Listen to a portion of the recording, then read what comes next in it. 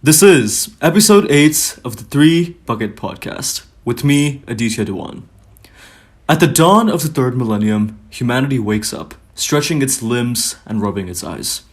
Remnants of some awful nightmare are still drifting across its mind. There was something with barbed wire and huge mushroom clouds. Oh well, it was just a bad dream. Going to the bathroom, humanity washes its face, examines its wrinkles in the mirror, makes a cup of coffee, and opens the diary. Let's see what's on the agenda today. For thousands of years, the answer to this question remained unchanged. The same three problems preoccupied the people of 20th century China, of medieval India, and of ancient Egypt. Famine, plague, and war were always at the top of this list. For generation after generation, humans have prayed to every god, angel, and saint and invented thousands of countless tools, institutions, and social systems. But they continued to die in their millions from starvation, epidemics, and violence. Many thinkers and prophets concluded that famine, plague, and war must be an integral part of God's cosmic plan or of our imperfect nature, and nothing short of the end of time would free us from them. Yet, at the dawn of the third millennium, humanity wakes up to an amazing realization. Most people rarely think about it, but in the last few decades, we have managed to rein in famine, plague, and war. Of course, these problems have not been completely solved, but they have been transformed from incomprehensible and uncontrollable forces of nature into manageable challenges. We know quite well what needs to be done in order to prevent famine, plague, and war, and we usually succeed in doing it. This was the opening passage of Homo Deus, perhaps one of the most provocative books authored in the 21st century. And as you can tell, it poses a rather interesting observation, that the demons that once haunted us, famine, plague, and war, may have begun to fade. And with this observation comes the equally important question: if our old demons fade, which ones will take their place? What will be at the forefront of humanity's challenges in the century to come? On episode 8 of the Three Bucket Podcast, we have someone who has worked to uncover some of these challenges.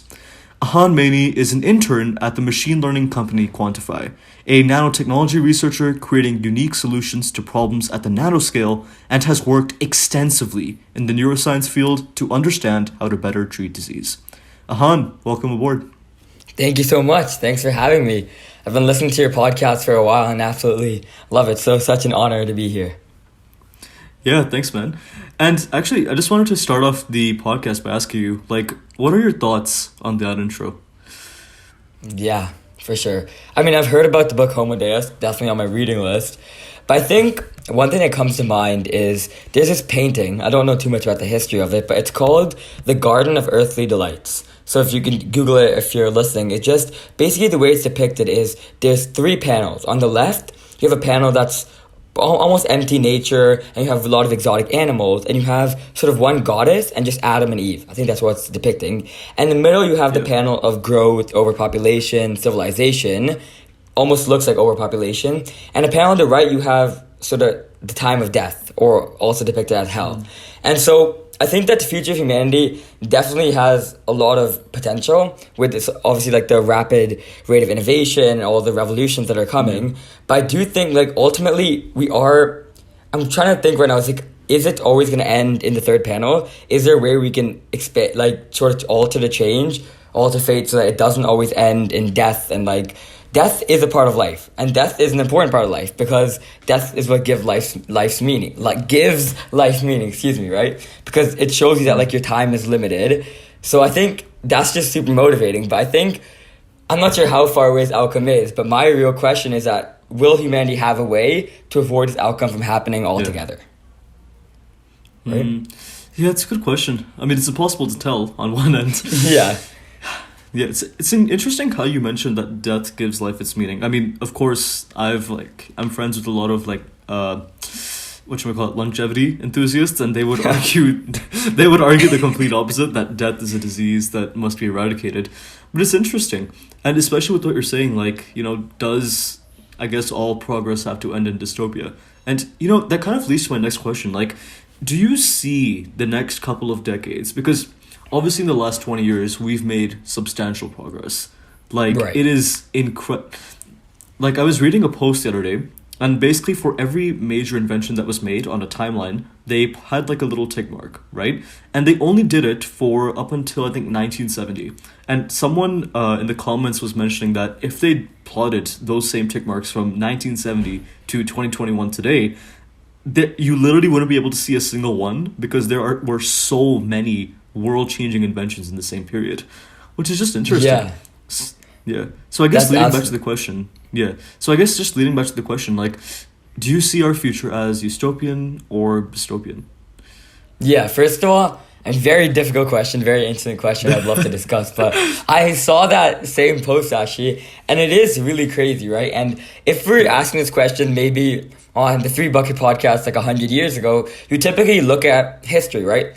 Like as you mentioned, introduction is all about the three major demons that are facing: plague, war, and famine, I believe you said. But then, because of the rapid rate, like the exponential growth, you can't really look at history to predict the future anymore, especially in the third millennium with all these advancements. And I think it's like the double-edged sword of humanity, right? It's like humanity has the capability to like increase our lifespan, like you mentioned, longevity, and to like save the world, to invent new types of energy sources. But they also have the same capability to invent nuclear bombs and actually use them on each other. So it's really just like, what are the two faces of humanity and which one will win out in the future? I do think that it depends on what, not our generation, but our future coming generations, what they choose to focus on. If you sort of would think about it as if you're performing like a pre-mortem on the earth, right? What are the major things that can cause it to shift into a dystopian society? If you got to be like focused, you got to zoom out and make sure you're focusing on making real progress in the limited lifespan we have. I mean, limited for now. There's a lot of longevity enthusiasts would disagree. But it's all about how much progress can you make towards these important changes that prevent it from becoming dystopian, right? The first thing that comes to mind, obviously, is that climate change. I'm assuming Elon Musk and Bezos haven't taken us to Mars yet. We have a planet. We need to secure our planet. So we need to make real progress on not allowing dystopian to be actually driven by our environment and not having a healthy environment to live in for the future. Yeah. Yeah, that's interesting that you bring it up. It's like almost... So the way... I'm just going to kind of like repeat what you said in my understanding so I can make sure I'm understanding this. So you're basically saying that it's almost like a pathway with multiple forks in the road, and we kind of have to choose the right decision for each one. Like global warming would be a fork, and maybe, I don't know, like another major problem is biodiversity loss, and you keep going on and on until eventually you're either so far curved to one direction that it's dystopian, or you've made the right choices and it's utopian.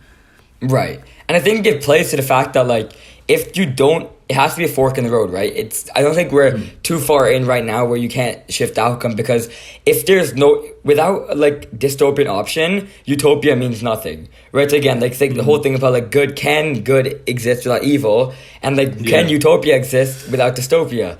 So it's just, I mean, it's something very heavy thing to think about, how, like I said, we have this limited time span of life, or supposedly limited for now, and what can we do to ensure that we're taking it towards the path of utopia? One thing I do want to bring up, though, is like, if you look at dystopia, and also like in the imaginary world, like Hunger Games and stuff, but I think it's the similar definition. It's about like mass suffering, injustice, and technically we have that in our world today. We have mass suffering, injustice in our world today, but we also have such like positive outcomes, such revolution, such exponential growth for the future of humanity. That's why it's literally like the fork in the road, exactly like you mentioned it, that it's going to go one way or other. Just depends on the decisions you make. Yeah. You know, it's interesting that you bring that up, because if on one hand, like you were mentioning that we have, like it's a dichotomy in a sense, you know, like you have both of them coexisting. So maybe the answer to the question is that neither. Like it is impossible to have either utopia or dystopia, and it will almost always be like a ratio between the two. And you can work towards increasing one or the other in a way. Yeah, I think that's actually the perfect way to put it, is that it really depends on like what stakeholder you are and what perspective you have. Because right now, as like someone who's more privileged, like ourselves, it's definitely more of a utopia. We're not living. But then with somebody maybe suffering from war, famine, hunger, because there's still issues they face, maybe not whole like century-driven the problems they're facing, but there's still important issues today. They'll definitely be leaning more through a dystopian side, and it should really be in the future. How can we maximize the utopian lifestyle for as many people as we can? Yeah, so just branching off that, I mean, it's an interesting thought you were mentioning based on the fact that, you know, people's perspectives are essentially what determine whether it's like the future is utopian or dystopian. And it's interesting because what that essentially boils down to is that we essentially choose based on what we think the future will be. So if someone thinks that the world will be a certain way, then there is a higher chance that they will act in a way that acts and supports those beliefs, if that makes sense. So they will actively work to make their worldview a reality, which is really, it's a really interesting philosophy. Like, I've heard people like Jordan Peterson talk about it. Never really like struck me as something too, I guess, like deviating from the current path and the way we live society today. But now that I'm really thinking about it, like, damn, if most people think that society is going downhill, then they'll act in a way that does make it go downhill. And that's just an incredibly scary thought. Like, what are your opinions on that? Yeah. I mean, definitely, like, I agree with you. I think there's two parts. I mean, like, when you took it more about their perspectives, everything you're saying makes sense. I think it definitely is. There's a lot of predetermined factors, and, like, just luck is involved, like, what privilege you're born into in terms of what your perspective is, as well as, like, everybody's perspective is mostly determined from their thoughts and their life, as in like what knowledge they've gained, what experiences they had, and that shapes the unique perspective of the world. So obviously, if you were in something like in the suffering from war, your worldview would be more dystopian. Now, coming to the next point is like one of my favorite mindsets of philosophy is the Stoicism, as in like essentially what they're saying is exactly what you said about how your perspective defines your life. And what they argue is that, like, this doesn't fully apply to this scenario, but what this philosophy of Stoicism argues is that there is no good or bad in the world. It's only your perception of the event that makes it good or bad, right? Like, you got fired. Okay, that's terrible from one person's perspective if they love their job and they're doing great. But then opposite, now you get to explore and maybe have a chance to change your career or develop new skill sets. So always two ways or like 100 million ways to view each scenario. Just depends on your perspective. Then what you're saying about however your perspective is, that's what you'll tend to act to. I think that's true. I think that's true for a lot of things about how just whatever you believe enough, you work towards making that true. And if you take it like working towards making it more of a dystopian society, it's definitely very scary. I do agree with you there. Yeah, it's an interesting fact that you brought up. Do you think that there's... Oh yeah, one last thing. Do you think that there's a way you can help to change someone's perspective? I mean, like, persuasion is sort of a tactic that's sort of been, but that's more of like convincing, as in they have technology. Do you think there's a way we're able to change perspectives, and will it actually help maybe in the crime with like rehabilitation and like the new prison system, or is it just your perspective is like rooted in your beliefs and your experiences? You know, yeah, I've been thinking about this question a lot lately. Like, I don't know if you've been watching the news, but like politics is going crazy, you know, and all I could help but think is that how do people have such different perspectives, and how do they not recognize that, and how do they not recognize is that if someone else was put in exactly the same set of experiences as you, the likelihood that they would also end up with the same perspective is also high. So to answer your question, like, I think I have a little bit of a controversial take on this, but my opinion is no. Like, you yourself cannot change anyone's perspective, but what can happen is that you can influence it, right? But ultimately the person themselves has to take in your actions and words as a stimulus and act upon it to change their perspective. Because, I mean, I don't know if you've ever tried, you probably have, but like, have you ever tried to like let's say someone believed in something very strongly, right? Like, let's say, I don't know, like post-secondary education wasn't the best. Like, let's say someone believed that, right? If you've ever gone up and tried to explain why it was good, or a differing perspective, it doesn't really matter what the issue is, like, it is very incredibly difficult, because even if you're presenting like logic, facts, and even if you're appealing to them emotionally, it simply cannot work, unless the other person is willing to understand you. So I think the short answer to that question is, in my opinion, I don't think so. Right. And I think that's definitely valid, and I do agree. It's like, if you try to convince someone to sway their beliefs just for you, most time it doesn't happen. I do think that ego plays a part in that, and just because of nature, especially if it's sort of talked to like ego and spite, they just want to like stick to their beliefs. However, I do agree. I think the most, in terms of changing people's perspectives, it comes from their experiences, right? And ultimately, I agree with, it might be slightly controversial, I agree with what your point about nobody can actually change your perception except for yourself. But what you can do is, like, by influencing it, what I interpret that to be is, in you give them the knowledge, provide them knowledge, you can take them through the experiences to allow them to see alternate perspectives and see that maybe there is another side to the question, there is another side. Like, if you've ever been in a fight with someone, and then after you're thinking, you're like, crap, I was wrong, I did this wrong, because you finally said, like, let me get out, like, zoom out of my head and actually look at this issue from, like, without a perspective, neutral, and you see that there is actually two sides to the equation. I do think that's definitely the way to go. Yeah, absolutely. You know, this reminds me of something that, I don't know if you've heard of Jocko Willink, maybe? Yeah, I have. He's the Navy SEAL, all right? He has this, he has these principles for, like, conflict. Like, his main thing is about discipline and leadership, right? But he also has this thing about perspective. And one thing that he mentioned, which I found, like, really striking in a sense, was the fact that in order to manage any conflict, you need to have the ability to detach, in a sense, right? And it's basically what you're saying. Like, when you're in something, you can't see it, in a way. Like, imagine that you're in a plane, right, with, like, a bunch of other people, and the plane's, like, on fire. You can't see it unless you're on the bottom, or unless you have some way of getting information. So, yeah, so, like, from a technical standpoint, it's like, to gain information to solve the problem, you need to look at it from a different perspective, and detach and zoom out, as you were saying. Otherwise, you can't. Like, it's just impossible. What are your thoughts on that? Definitely, yeah. That definitely makes sense. I mean, I was just reading one of Paul Graham's essays, and he's talking about a completely different principle about how, like, revolutions in industries, in, like, that's the technology industry, but what the same principle applies is, like, if you're the water, you can't see the wave, right? And, like, basically, you need to detach, because I think our mind, like, we are so ego-driven, like, all of us, I'm saying we are, like, really ego-driven and personality. Just, you need to detach and actually consider it non-biased from neutral perspective in order to actually make progress. Like, especially if you've been, like, I know we've done our, like, United Nations challenge, let's say, right? And you're arguing with a team member, but which is the best approach to go. You're so stuck in your approach because you want to be right. But then when you actually realize maybe their approach is better, you need the way you realize that is, if you just continue to say, I'm right, I have the best approach, you'll never actually gain the understanding of the other side. Then when you zoom out, you detach, then you realize, okay, there's more ways to this, right? Yeah. It takes a very emotionally secure person to be able to detach. Like, at least that's one thing that I've noticed with myself. It's like, it's so difficult to do that in the moment, because it's like, you attach your emotions to the action. Yeah, it's crazy. Yeah. Exactly. By the way, sorry. I think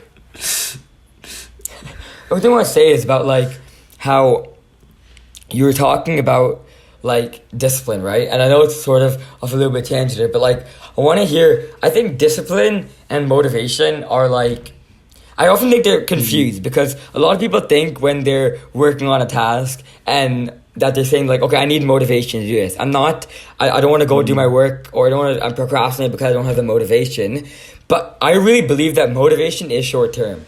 And, like, the whole thing about, like, motivation, like, okay, I read a new cool article, I'm going to go work in this field, I'm going to try to build this AI project, right? But then it really takes discipline in order to continue to do that. And when most people, they confuse motivation with discipline because they think that they need motivation when actually they need discipline. Because motivation, by its nature, is short term. You get motivated to complete something, to do a task, and you go. And I'm saying developing discipline is so incredibly hard, especially for things you don't want to do. I'm not saying I'm good at it, I'm saying I'm working on it, but that's just something that I think it's crazy. And when I really finally understood this is sort of, I heard this quote from someone, I'm not too sure who, but it's basically something to the lines of the effect that when you're talking about, like, personal success and fulfillment, how are you going to allow your own mind to hold you back? Like when you have this massive potential, you have this knowledge, your skill sets, like losing motivation, getting distracted, how are you going to let your mind hold you back from achieving success? And I was just like sitting in the park one day, I was just thinking about that for like an hour straight. I was like, that's absolutely crazy. Like it changed my view on distractions and like procrastination. I'm not saying I don't do it, definitely fall victim to it, but I want to hear your thoughts, and especially since you've done a lot of reading on Jocko Willink, about how you think discipline plays a role in our life. I mean, I'm just gonna put the immortal words of Jocko Willink to like on this podcast. Discipline equals freedom. Boom. Problem solved. It says, I literally cannot even express, like, man, the second you said discipline, like the first thing I heard was Goggins in my head yelling like, he has this saying something about like motivation is bullshit and you need to be driven, and that was literally ringing through my head the second you said that. And yeah, like, it's so crazy how you're literally hardwired to take the path of least resistance, but in today's society, like the ones that are the most valuable are the ones that take the path of most resistance, right? So to answer your question about discipline, yeah, like 110%. If you don't have discipline, you're basically useless. Because like even this morning, like I've been trying recently to like start a workout regimen. Like I've been doing workouts on and off for like throughout the entire year, but I wanted to like really get consistent with it. So what I ended up finding is the fact that the second you start asking your brain for its opinion on whether you should do something or not, it's always no. Like, you know, you're getting out of bed, you're like if you just go and do the workout, like whatever, it's done, right? Like you just ignore it. You ignore the suck basically. But the second you're like, should I do a workout today? And you're like consulting the mind is obviously going to say no. And it has the advantage because it knows exactly what you don't like and it pushes you away from that. So, yeah. Like, I think that's why, yeah. I definitely agree with you on that. I mean, that's true in the absence of motivation, right? But like working out is something that like not a lot of people have motivation for. And maybe because working out is results driven, it's like when you see like that six pack coming in, you're like, oh, damn, okay, I'm doing ab workout 10 times a day, let's go.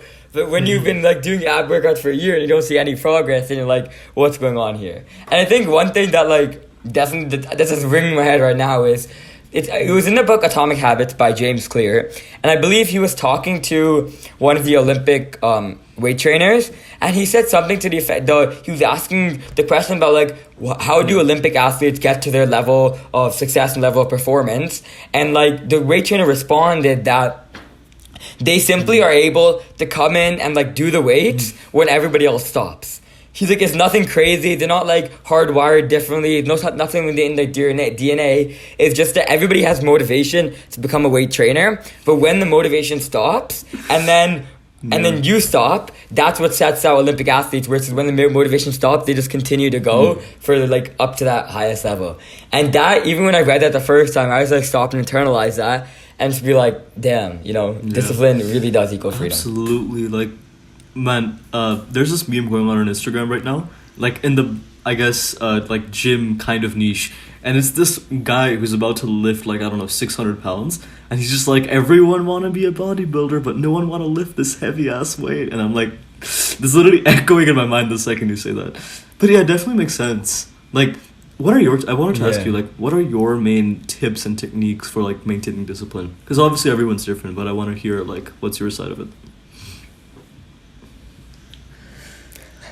Discipline, by no means, before I get started, is I'm like not an expert on this at all. I'm definitely working to it. Definitely fall victim to it.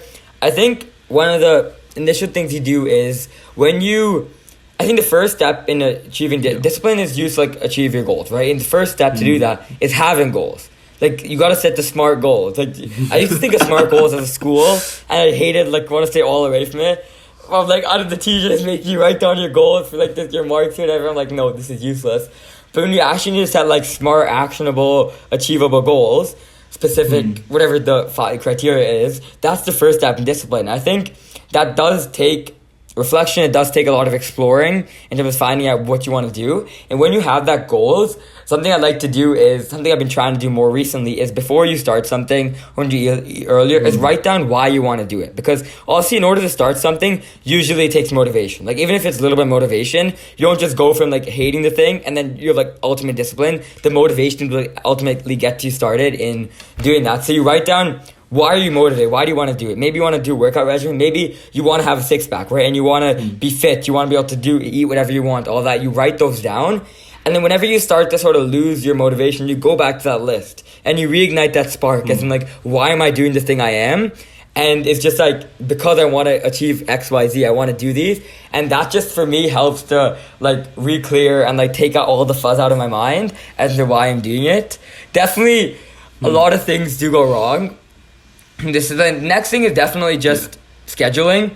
Like, having a set, I think routines are really helpful. I have not been able to do this because like there's so much changing, but just like, whether it's time blocking, whether it's like first thing in the morning, just having a set time and making it as easy as possible to get into it.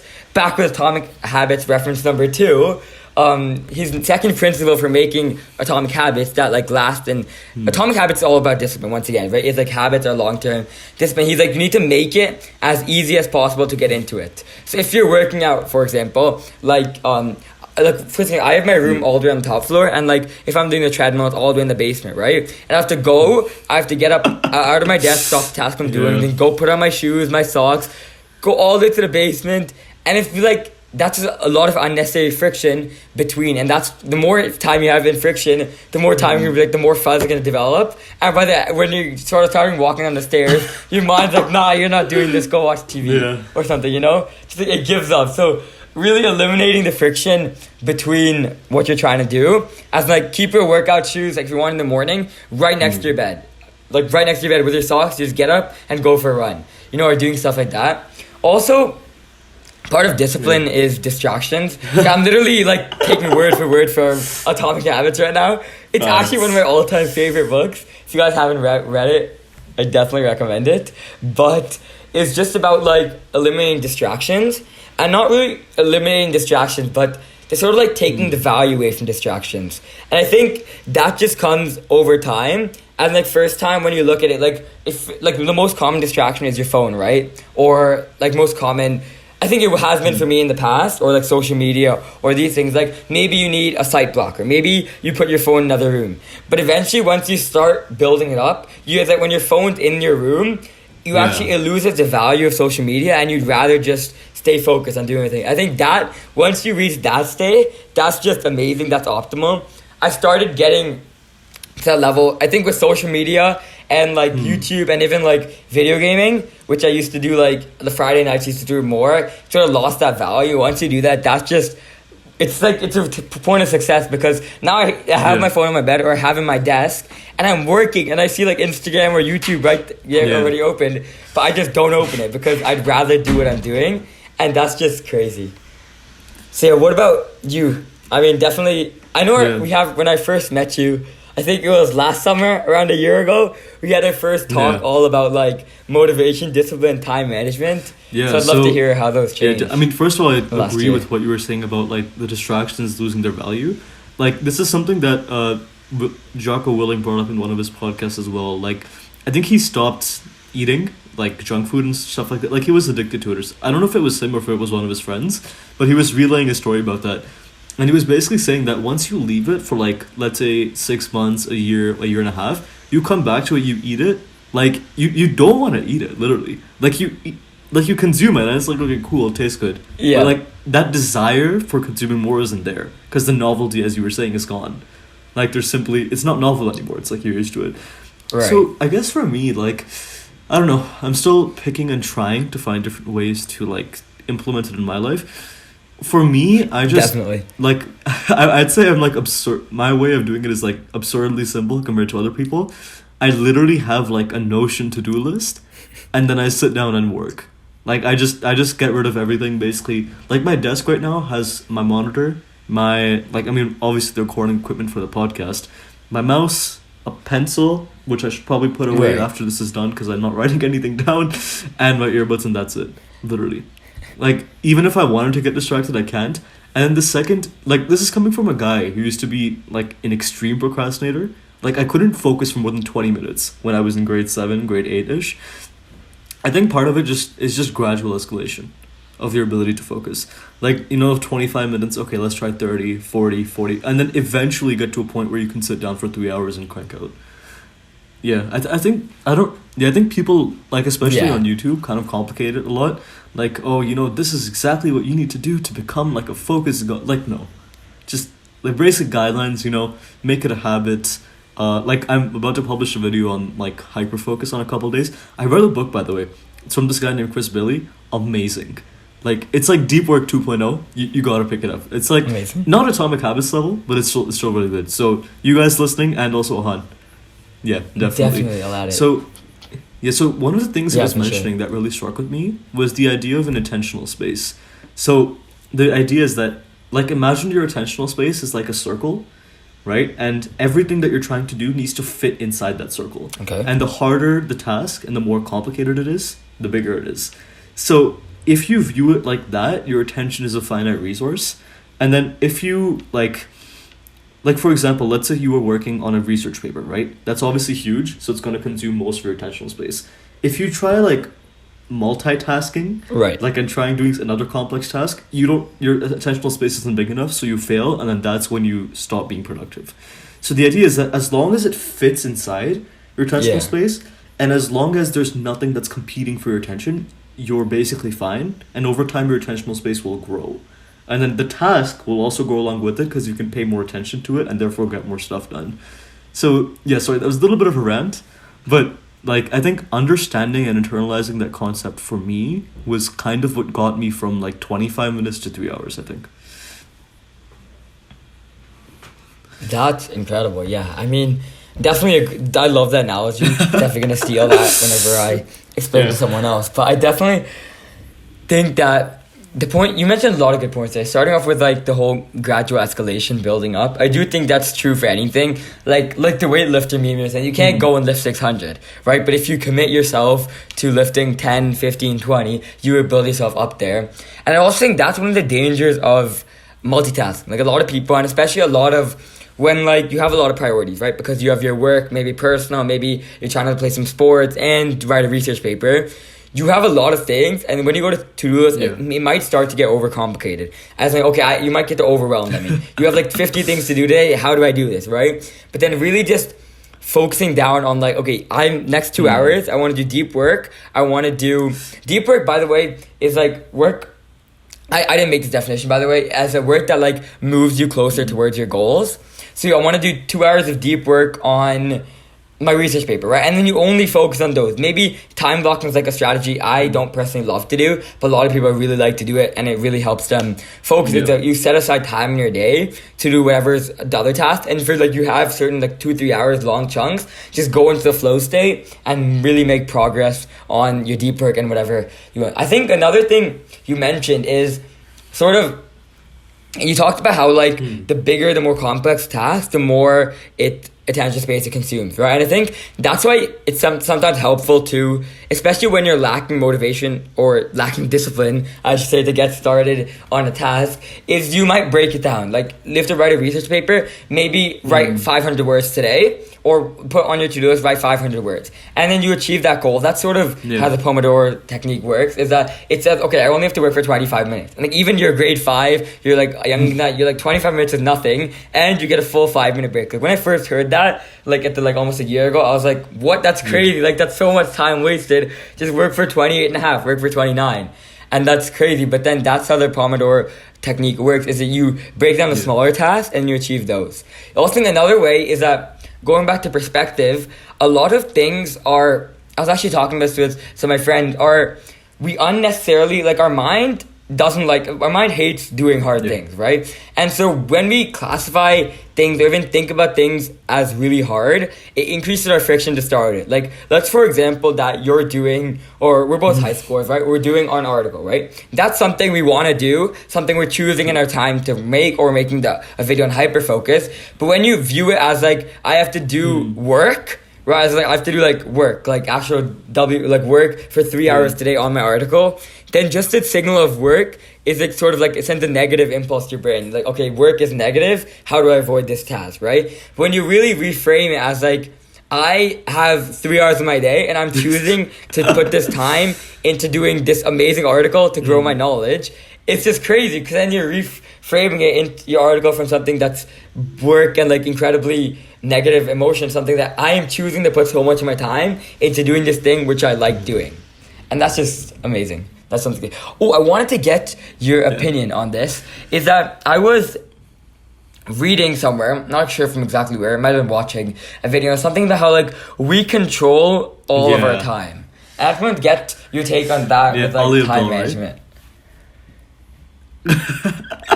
That's where it's from, yes. Yeah, I was watching that. It's like, bro,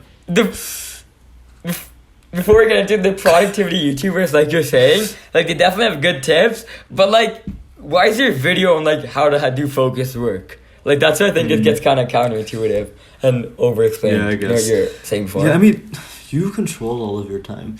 I haven't thought too deeply on it. Like, you control all of your time. So even, yeah, I mean, you know what? I guess it does make sense. Like, for example, if you have like schoolwork, right? Like a lot of people, mostly the people watching there's like students, TKS people. So what's interesting is that the people who are like doing schoolwork and everything, in a way, I agree, it does seem like you don't have control of your time, but I can see where you're coming from as well. Like, technically you're choosing to do that because the consequences of not doing it in your head are larger than the consequences of doing it. So yeah, technically you do have 100% control of your time. But I think the difference is like, I'm trying to find a way to articulate this properly. Like, you do have control over everything you do, but you don't always have the choice, if you know what I'm saying. Like, you can control it, but ultimately whether you go down one path or another regarding like the choices to doing that is not always, I guess, in your control. Yeah, so definitely, I 100% agree with that. Yeah, I think there definitely are like, the way I used to view before is like, I don't have time for something.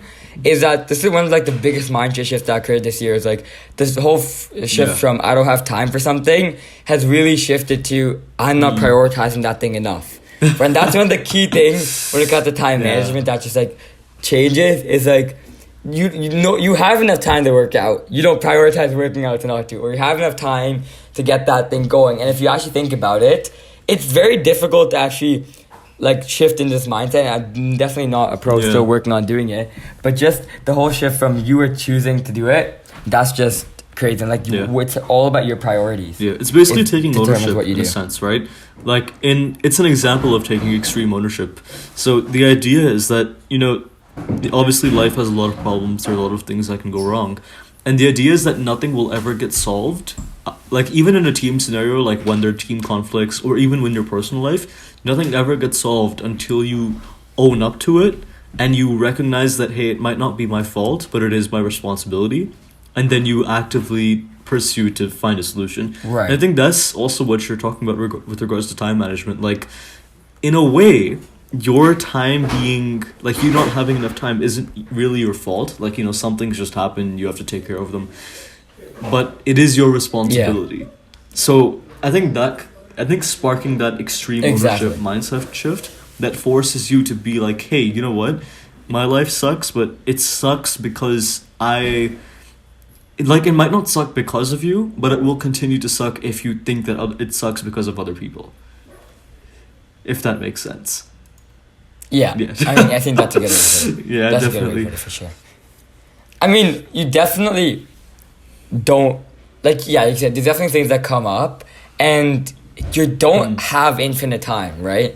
And I think, okay, I keep going back to this point, it's just, like, stuck in my head for the past couple of days, but, like, about how the third thing about, like, death gives life meaning, I think that's just, like, when you think about it, for me, like, when I first heard that, I was a little bit shocked and, like, scared and, like, afraid, like, you know, the traditional emotions that pop up. If you really think about it after time, you're like, that's so motivating for me now, right? Because if you're looking at like if you zoom out, like I talked in the beginning, focus like on the big issues, the big things that are driving it towards dystopia, and you focus, you have like 100 years to make progress and shift your society. How much can you do in 100 years? And that's just crazy. It's like you only have like I don't know how many certain days, but in those days, what can you do? What's the most you can do? And then if you can literally make a calendar of every single day of your life, assuming like you use like an average lifespan of like 80 or 90, and then check off what you did each day, and you're like, okay, I have this many days left. That's just incredible. And I think that's just incredibly motivating for me. I think my opinion on this is a little bit different than yours, but I definitely see where you're coming from. Like, I think in my opinion, I feel like obviously it's good to reflect on your death and everything. That's a part of Stoicism, as you were mentioning. But I feel like also doing it too much can lead to like a depressive state. Like, I know definitely for me, like, if you're always thinking that, hey, this day is like ticking by, oh my god, I have to get something done, etc., it can kind of like, it always puts your focus on the future instead of the present. And obviously if you're always living in the future, then you're not living really, because the only time that ever exists is the now.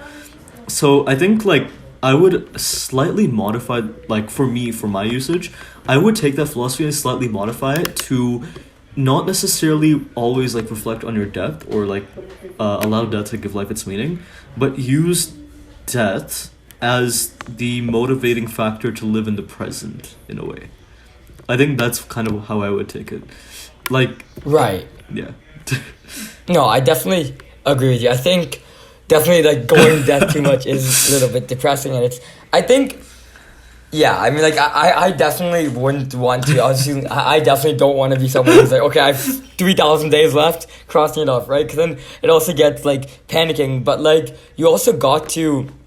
I mean, the way you put it's amazing. I love the way you put it. How like death is like makes you live in the present, because that really allows you to say that, okay, you have maybe 10,000 days left, right? Okay, or like 10 million hours left, but now.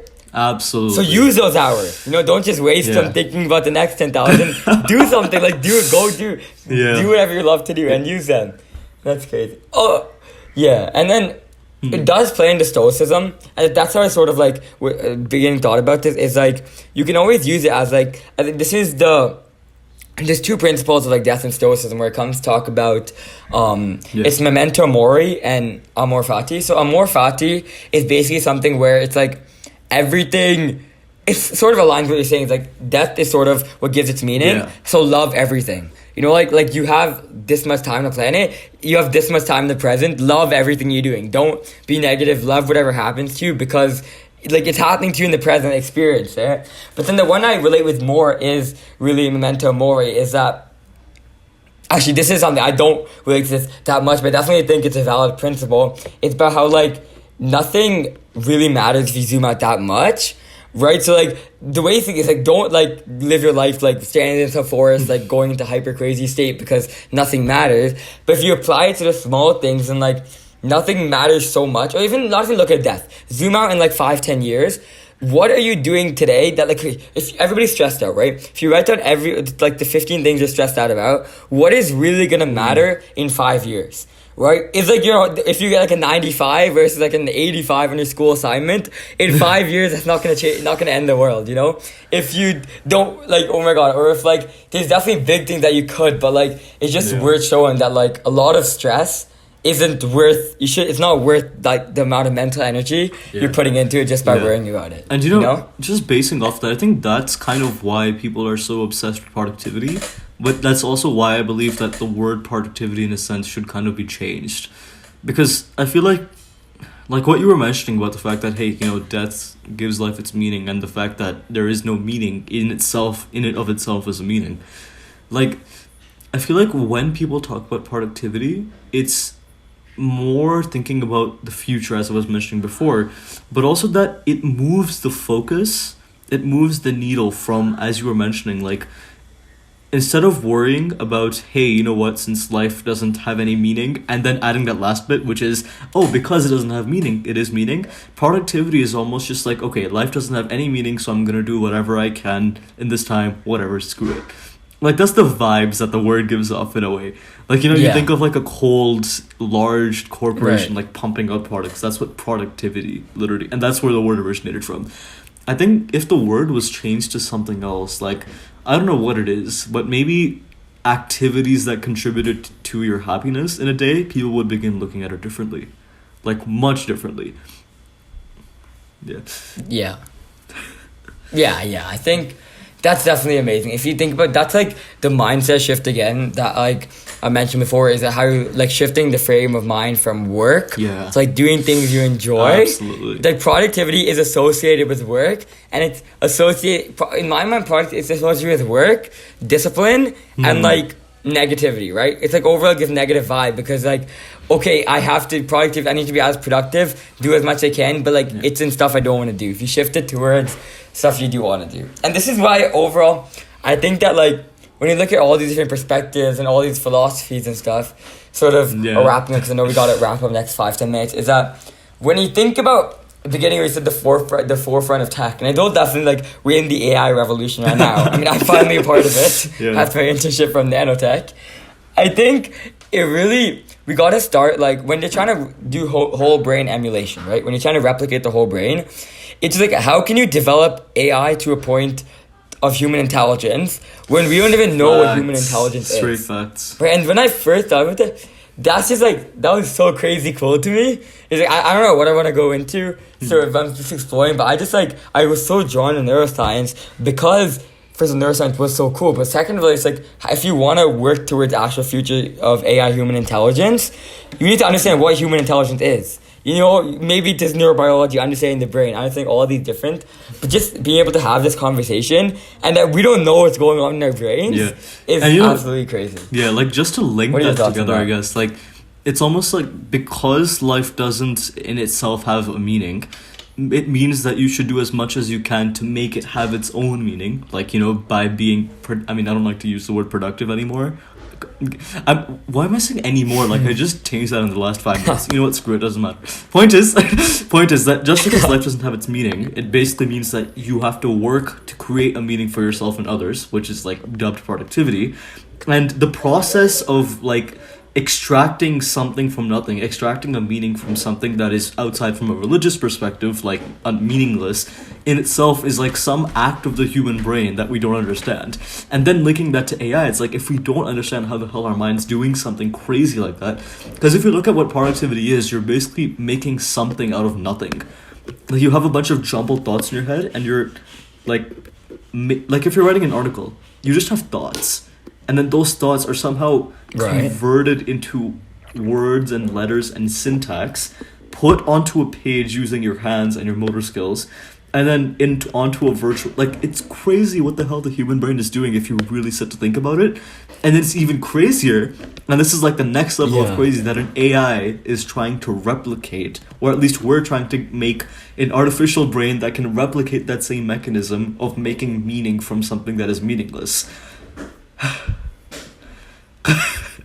I think that really, to put it, is like what is actually like the age-long crust, like what is the meaning of life, is that there is no meaning of life, right? Everybody, and it goes back to again the first point, it's crazy how everything's connected, is that like it's all about your perspective, right? And your perspective, once again, is your brain.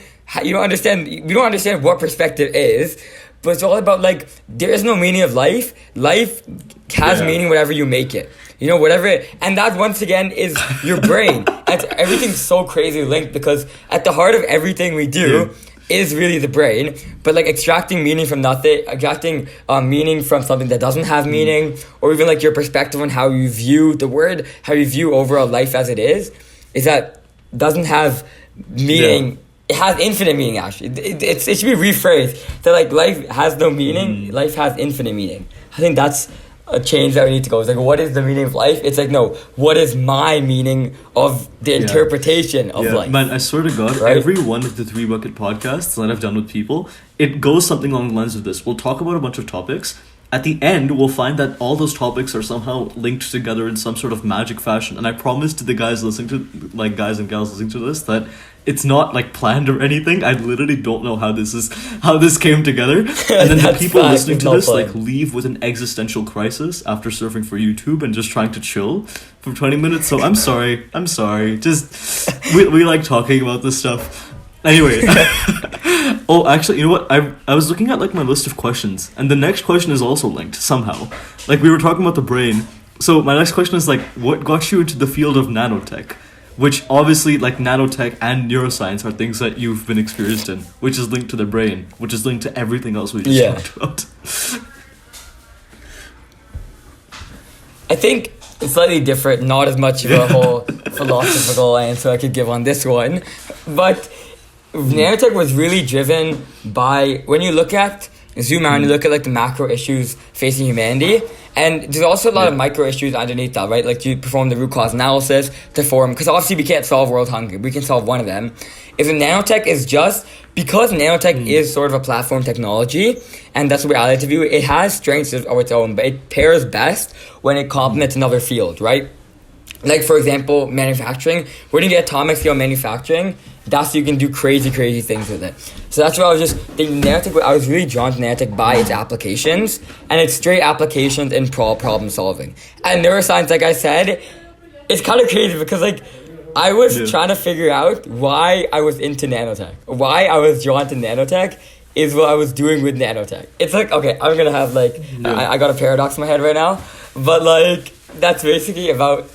Short answer is about the applications and problem that's solving. one thing I've realized with a lot of different technologies is that they're tools. Like I've talked about this earlier, so I won't go too deep into it. But like, you know, all these emerging technologies are really just a vehicle of enacting change to problems. Yeah, that's amazing.